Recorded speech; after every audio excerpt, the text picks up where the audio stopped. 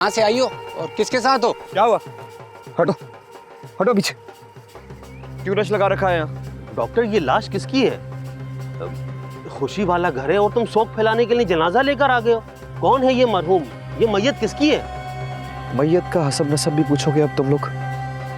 शर्म नहीं आती तुम्हें? ये रिश्तेदार है मेरा। सुना लोगों, अब गुलाम का भी रिश्तेदार निकल आया। कल तक तो इनका कोई रिश्तेदार नहीं था और आज एक रिश्तेदार निकला, वो भी मरहूम। इनके बाप का तो कुछ पता नहीं, फिर रिश्तेदार कहाँ से निकल आया? लड़की बहुत खूबसूरत है, लगता है दाल में कुछ काला है। लड़की का चक्कर लगता है मुझे। बकवास बंद करो अपनी। मैयत के पास खड़े होकर तमाशा लगा रहे हो, मजाक उड़ा रहे हो। अरे जिंदा लोगों को तो चैन से जीने नहीं देते, मरे हुए को तो आराम से मरने दो। चलो जाओ यहां से, जाओ।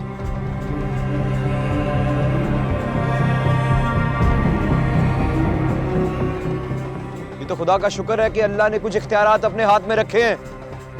अगर तुम जैसे बेहिस लोगों के हाथ में होते तो मरे हुए को 2 गज जमीन भी नहीं देते तुम लोग।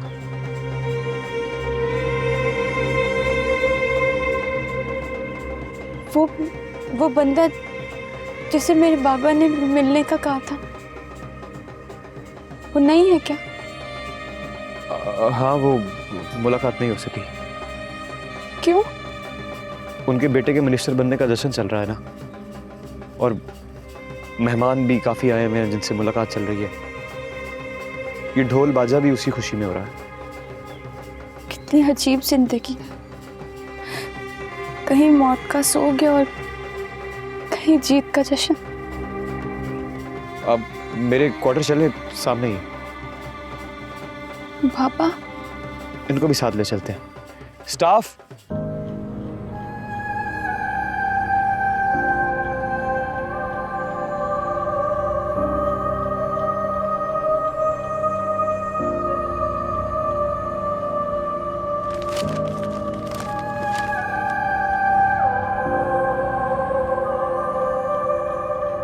तलाकनामा तो मुझे 22 साल पहले ही मिल चुका था। फिर अब मेरे पास आकर मुझे तलाक देने की जरूरत क्या थी? कौन? मैं हूँ बुआ, आ जाऊं? आ जाइए।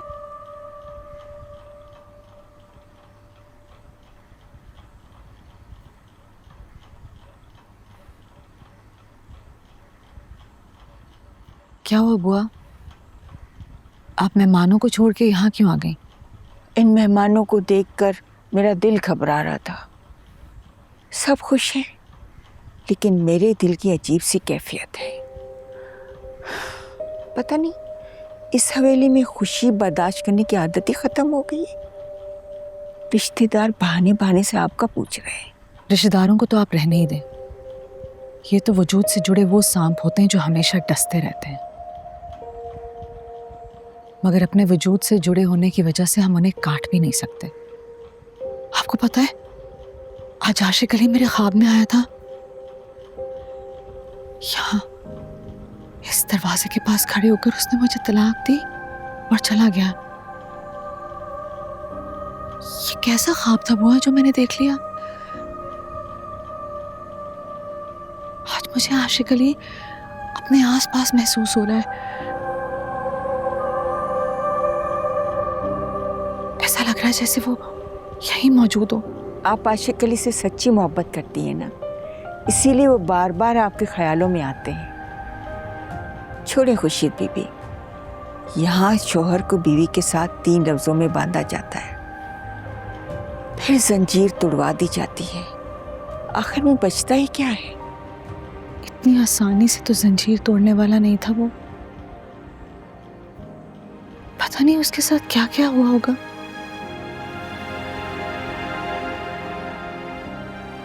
मेरे यहाँ बेटा हुआ था या बेटी? यहाँ आपको एम्बुलेंस में लाया गया था। आप बिल्कुल मुर्दे की तरह बेहोश पड़ी थी। जहां त्याग सरकार का गुस्सा तो इतना तेज था कि हम बात नहीं कर पा रहे थे। सारा दिन आप बेहोश रही, फिर होश में आई। ठीक कहा तुमने, ये तुम्हारी कबर ही है। तुमने क्या सोचा था? शादी करके बच्चा पैदा कर लोगी और हम देखते रहेंगे? बिल्ली चूहे का क्या खूब खेल खेला है तुम लोगों ने। मेरा बच्चा कहाँ है? आशिक कहाँ है? तेरा बच्चा पैदा होते ही मर गया और आशिक तुझे तलाक देकर चला गया।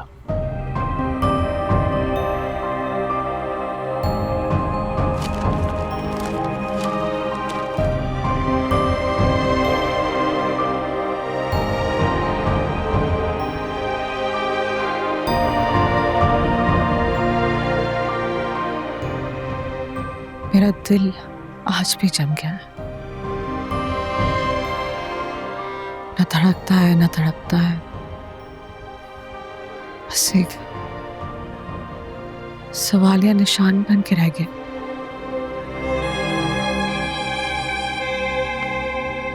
वो कौन सा दिन आएगा जब ये पता चलेगा कि मेरे माथे पर तलाक का झूमर लगाने वाला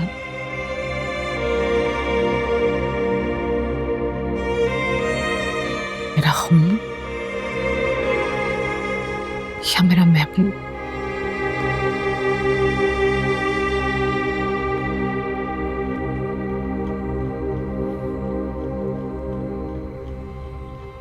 ये सफाक वारदात करने वाला असल मुजरिम कौन था?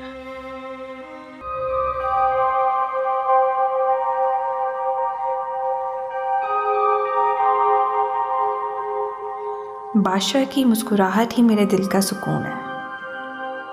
ना जाने क्यों जब भी ये मेरे पास होता है सब कुछ ठीक लगता है। बादशाह, तुम्हें क्या खबर, मैं तुम्हें कितना चाहती हूँ।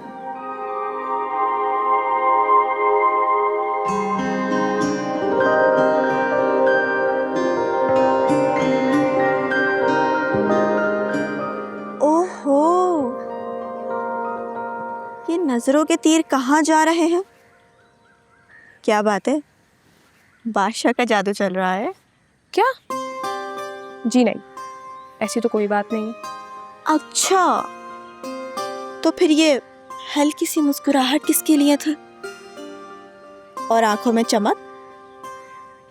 सुधर जा, वरना सबको पता चल जाएगा कि तुम्हारा दिल बादशाह पर हार गया। मम्मी चुप करो, यहाँ सब मौजूद है, कोई सुन लेगा। अरे सुनता है तो सुनने दो, क्या हुआ?